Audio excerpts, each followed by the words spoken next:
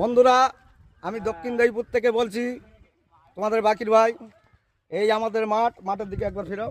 এই জনগণ সব খেলা করতে এসছে। দেখুন মাঠে এখন এই জল জমে আছে, বল যাবে না জল যাবে, এই পরিস্থিতি। আমাদের এই মাঠ অবিলম্বে ঠিক করতে হবে, মাঠটা উঁচু করতে হবে। কেন একটা মাঠ দরকার, এই গ্রামবাসী প্রত্যেকের গ্রামে একটা করে মাঠ দরকার খেলার। তুমি কিছু বলবা না? আমি বললে ক্যামেরা অফ হয়ে যাবে। এই ভাই তুমি কিছু বলো। ভাই কিছু বলবা যে মাঠটা আমাদের কি অবস্থা, কি হবে না হবে? মাঠটা আমাদের পরিস্থিতি খুবই খারাপ। দেখাও একবার। লোকজন সব খেলা করতে পারছে না, জল জমে আছে, বল যাবে কি জল সংস্কার। যাবে, এই সংস্কারটা করতে হবে। হ্যাঁ, অবিলম্বে এই ভিডিওটা শেয়ার করুন।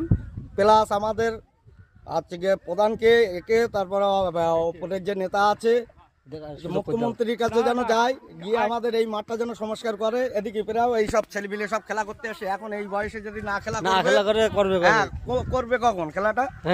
এটা তো অবশ্যই প্রত্যেকের লাইভ আছে, প্রত্যেকের লাইভে একটা খেলাধুলোর টাইম থাকে।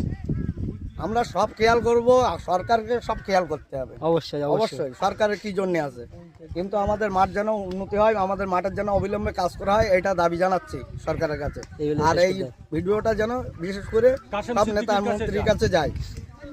আর বিশেষ করে এখন যে কাশেম সিদ্দিকী আছে, আমার ভাইজানের সে টিএমসিদি, ঠিক আছে, অবশ্যই যেন এর জন্য মুখ খোলে, আমাদের যেন এই উন্নয়ন হয়। এতটা ছেলে দেখুন ওদিকে দেখান, এই যে মাঠে বলটা আগাচ্ছে